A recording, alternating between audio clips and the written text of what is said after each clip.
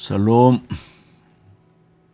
이 세상도 그 정욕도 지나가되 오직 하나님의 뜻을 행하는 자는 영원히 거하느니라. 아멘. 그렇습니다. 이 급변한 시대에 불변의 가치, 우리가 가진 진리에 대한 믿음, 하나님 말씀을 확신하고 순종하고 사는 삶이야말로 불변의 가치, 영원한 가치, 얼마나 중요한지 모릅니다. 오늘도 하나님의 은혜가 우리 모두에게 풍성히 임하기를 축복합니다.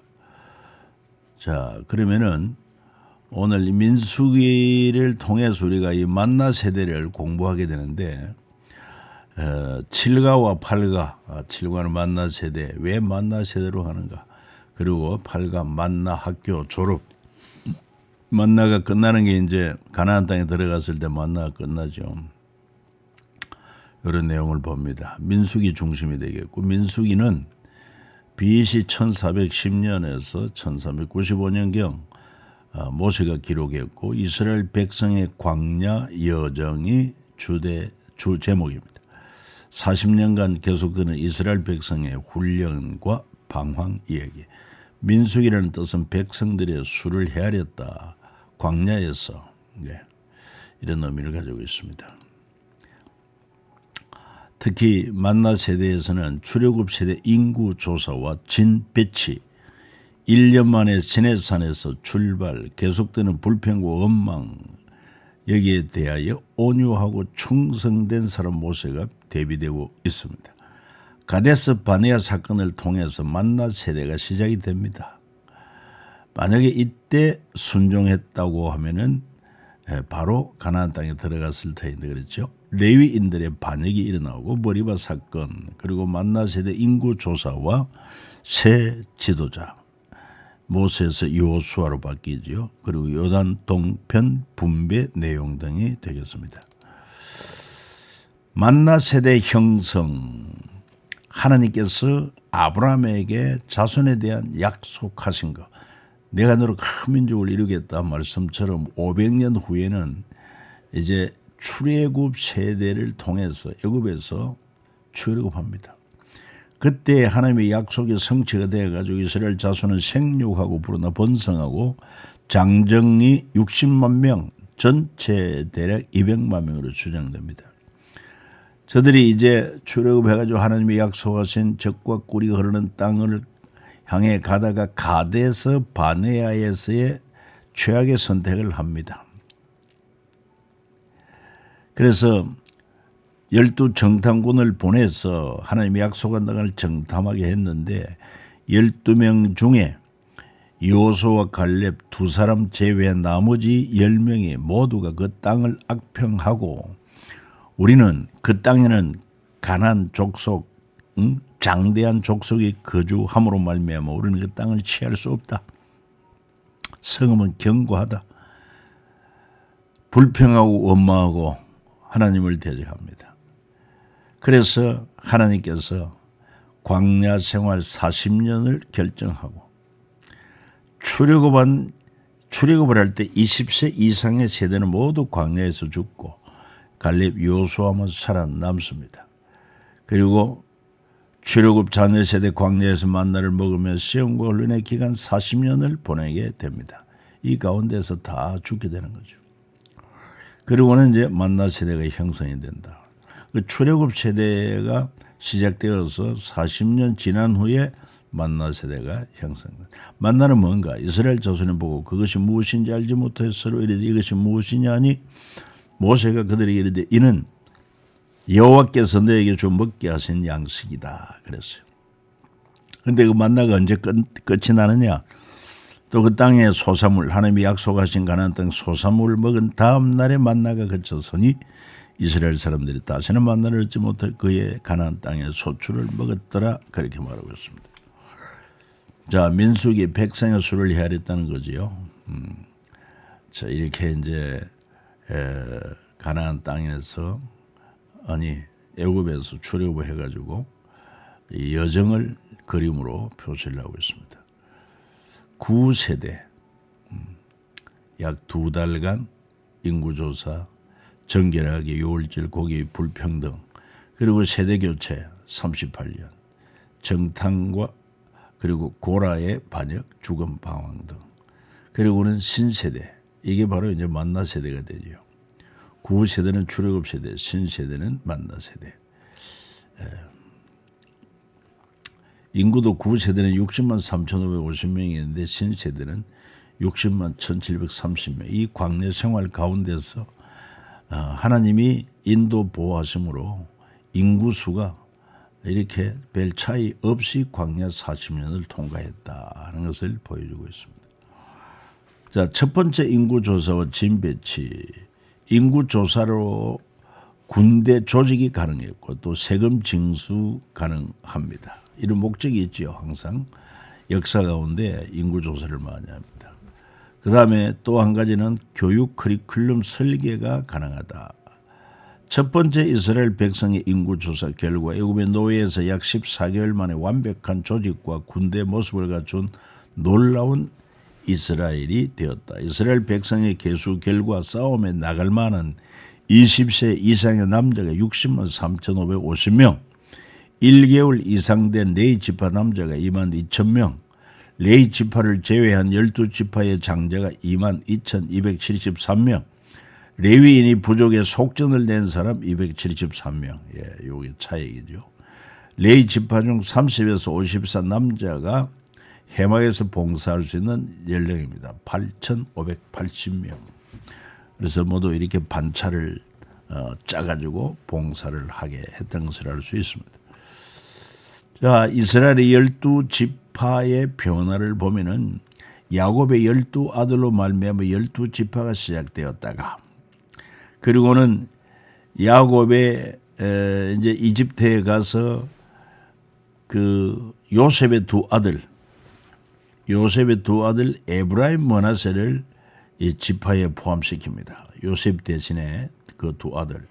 그래서 13지파가 되는데 이제 하나님께서 출애굽한 이후에 레위 지파를 빼내 가지고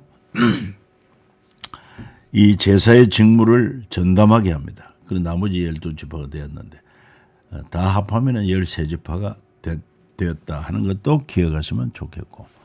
자, 레위인 구별입니다. 레위인. 너는 이같이 이스라엘 자손 중에서 레위인을 구별하라. 레위, 연합이라는 뜻을 가지고 있죠. 그러면 그들이 내게 속할 것이라. 네가 그들을 정결하게 하여 요제로 드린 후에 그들이 해막에 들어가서 봉사할 것이니라. 50세부터는 그 일을 시어 봉사하지 아니할 것이나 그의 형제와 함께 해막에서 돕는 직무를 지킬 것이요 일하지 아니할 것이다. 이렇게 말하고 있습니다. 그래서 30세에서 50세까지 해막 봉사하고 50세 이후에는 이제 은퇴하는 거죠. 참고하시면 됩니다. 자, 그리고는 이제 시내산에서 출발하는 것이 민수기에 잘 나옵니다. 두 번째 유월절을 거행하고 첫 번째는 언제면 애굽에서 나올 때 그리고 이스라엘의 진을 배치합니다. 항상 성막을 중심으로 해막을 중심으로 그래서 동쪽에 모세와 아론 그 다음에 북쪽에 머라리 그 다음에 서쪽에 게르손 남쪽에 고앗 자손 이렇게 레위 지파가 해막 중심으로 있고 그 다음에 12지파 납달리 아셀 단 동쪽에는 유다 이사갈 스불론 그래서 동북 서남 이렇게 12지파가 모두 해막 중심으로 배치가 되었다. 그리고 둘째 해 둘째 달 서문날에 구름이 정거 성막에 떠오르매 이스라엘 자손이 시내 광야에서 출발하여 자기 길을 가더니 바람 광야에 구름이 머무더라.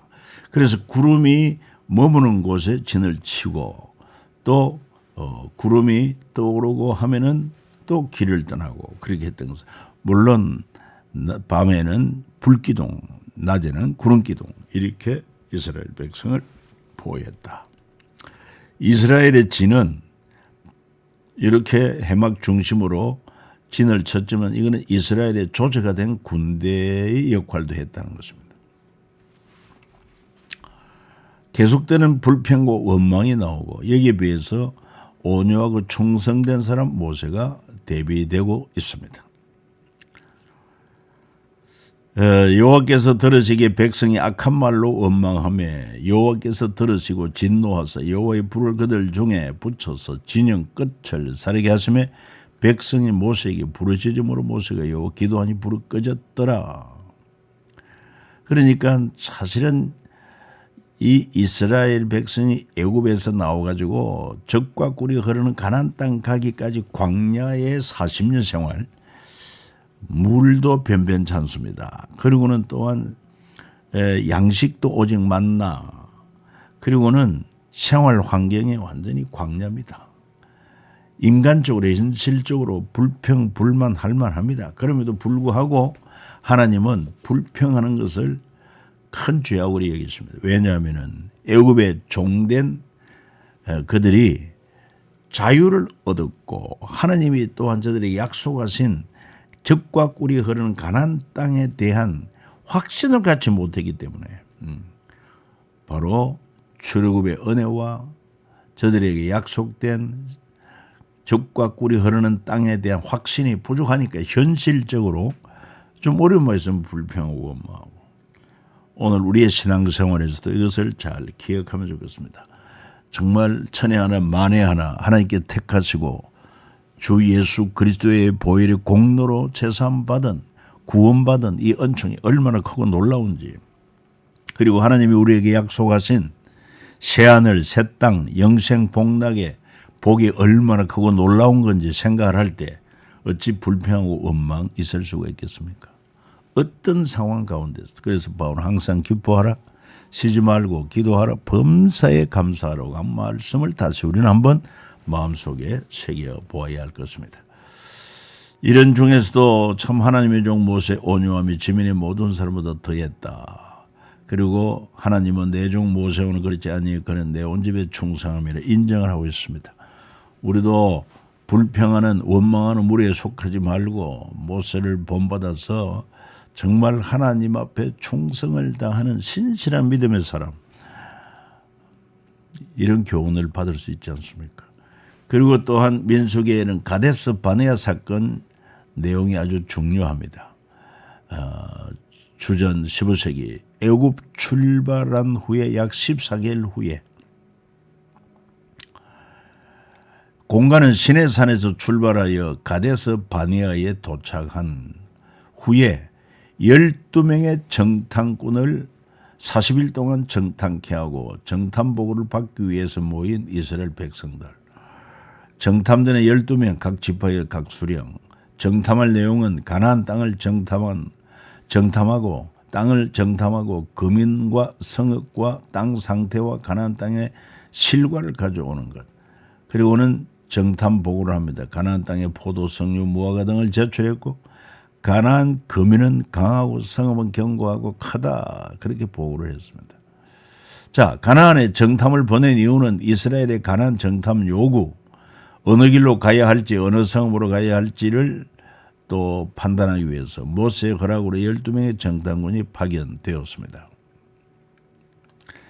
너희가 다 내 앞으로 나와 말하기를 우리가 사람을 우리보다 먼저 보내 우리를 위하여 그 땅을 정탐하고 어느 길로 올라가야 할 것과 어느 성으로 들어가야 할 것을 우리에게 알리게 하자 하기에 내가 그 말을 좋게 여겨 너희 중 각 지파에서 한 사람씩 12를 택했다.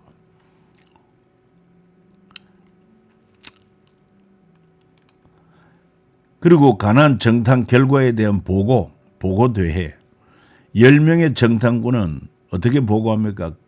가나안 족속은 우리보다 강하다. 특히 아낙 자손은 거인, 우리는 메뚜기 같더라. 그러니까 백성들이 밤새도록 통고하고 모세 아론을 원망하고 가나안에 가면 우리는 죽고 처자들은 잡힐 것이다. 지휘관 세우고 다시 애굽으로 돌아가자. 아우성쳤습니다. 12명 중에 2명 갈렙과 여호수아, 우리가 능히 이기리라. 이렇게 긍정적인 보고를 하고 옷을 찢으며 나아가고 여호와께 젖과 꿀이 흐르는 그 땅을 우리에게 주실 것이다. 여호와를 거역하지 말라. 가나안 백성을 두려워하지 말라. 가나안은 우리의 밥이다. 여러분 어디에 속하고 있습니까? 참 하나님 살아계심에 대한 확신과 그 약속에 대한 확신을 가지면은 어떤 가운데서도 여호수아 갈렙처럼 우리는 긍정적인 믿음의 고백, 믿음의 말을 선포할 수가 있어야 합니다. 그림으로 그려본 포도가 얼마나 큰지 막대기에 끼워서 올 만큼 죽과 꿀이 흐르는 땅이었다. 그리고 반역 사건이 나옵니다. 고라, 다단, 아비람 가족들이 모세와 아론을 대적함으로 그거는 곧 하나님을 대적한 것이기 때문에 땅에 그들을 삼켰습니다. 지진이 나서 삼켰어요. 지휘관 250명 여호와의 불로 태웁니다. 돌을 들어 모세와 아론을 죽이려 했던 백성들 가운데 14,700명은 연병으로 죽습니다. 아론의 제사장 건의 회복은 제사장 아론의 권위를 세우기 위해 하나님께서 아론의 지팡이에 꽃이 피고 열매가 맺히는 기적을 베풀어 주셨습니다. 12지파 모두가 다 지팡이 하나씩 가져오게 하고 레위 지파에는 아론 지팡이 그것을 이제 성막에 보관하고 난 후에 유독 아론의 지팡이에 꽃 피고 열매 맺히는 그런 기적을 통해서 하나님이 이 아론을 제사장으로 세운 것은 하나님의 권위다 하는 것을 말해주고 있습니다. 그 다음에 이제 민수기에는 두 번째 인구조사와 새 지도제에 대한 내용이 나옵니다. 민수기 1장의 첫 번째 인구조사, 출애굽 세대 숫자지요. 그때 몇 명이었습니까? 60만 3,550명. 두 번째 인구조사가 민수기 26장에 나옵니다. 만나 세대 숫자입니다. 헤아리니까 60만 1,730명. 그 40년 동안 1,820명이 부족한 이런 변동밖에 없었다. 즉 40년 광야 생활 가운데서도 큰 변동이 없으면 하나님께서 함께하고 지키신 결과다.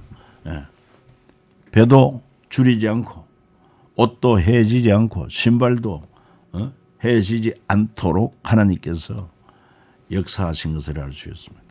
광야 같은 이 험한 세상 살아갈 동안 하나님께서 우리에게 필요한 것을 먹이고 입히고 채워주실 것을 확신하고 아무것도 염려하지 말고 믿음으로 살아야 할 것입니다.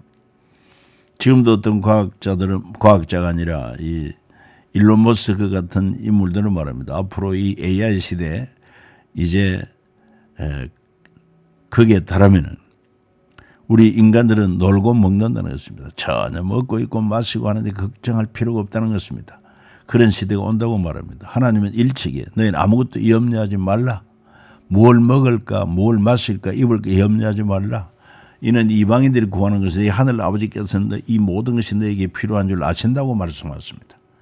여러분 오직 하나님만이 우리의 영육간 필요를 공급하실 분임으로 확신하시기 바랍니다. 그리고 이제 요단 동편 땅을 분배한 것이 나옵니다. 주전 15세기경 요단강 동편에서 모세와 르우벤, 갓, 므낫세 반지파인데 이 세 지파가 제안하는 목축업의 용이한 요단 동편을 분배해달라. 그 대신에 요단 서편 점령이 끝날 때까지 전쟁에 선봉대로 서겠다. 그래서 모세의 마지막 사역 세 가지 마무리가 뭐냐. 후계자 여호수아를 세우고 선봉대 요단 동편 땅을 분배받은 르우벤, 갓, 므낫세 절반 지파 그리고는 율법을 총복습하는 그런 과정으로 신명기가 다시 명하다 이런 뜻을 가지고 있습니다. 신명기 납신자 명할 명자 기록할 기자. 그러니까 출애굽기에 나온 또 레위기를 통해서 주신 그 율법을 재교육한 것이 바로 신명기의 내용이다. 자, 모세와 르우벤, 갓, 므낫세 반 지파의 단판을 우리가 살펴봅니다.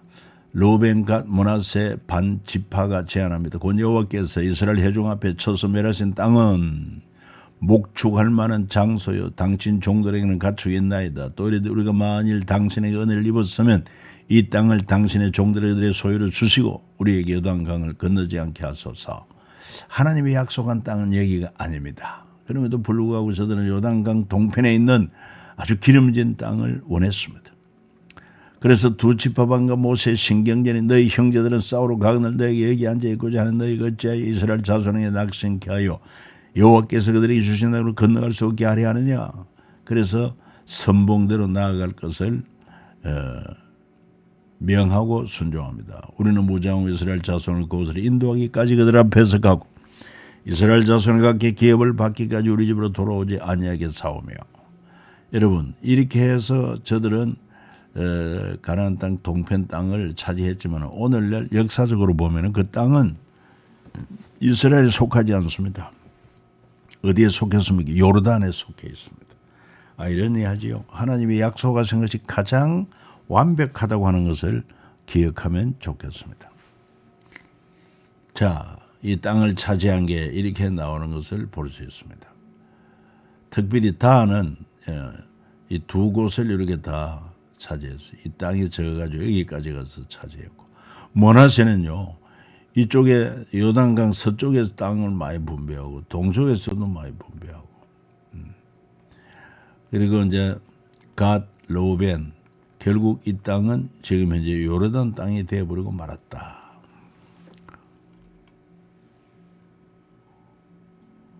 요 오늘날의 이제 지도죠. 요게 이제 이스라엘이고, 요 레바논, 이쪽에 시리아, 요르단, 사우디아라비아, 그리고 이 아래쪽으로 이집트, 완전히 이 중동 아랍 제국에 쌓여 있습니다. 그럼에도 불구하고 이스라엘을 이기지를 못해요. 참 이것이 하나님께서 이 이스라엘을 역사의 무대로 삼고 온 인류에게 하나님의 함께 하신다, 하나님이 함께 하신다는 거고 하나님 말씀이 하나님의 약속이 이루어지고 있다는 것을 생생하게 보여주는 그런 역사의 무대라 이렇게 볼 수 있습니다. 여러분 오늘 여기까지입니다. 또 남은 시간 화요일날, 다음 주 화요일날 만나 뵙겠습니다. 살롬.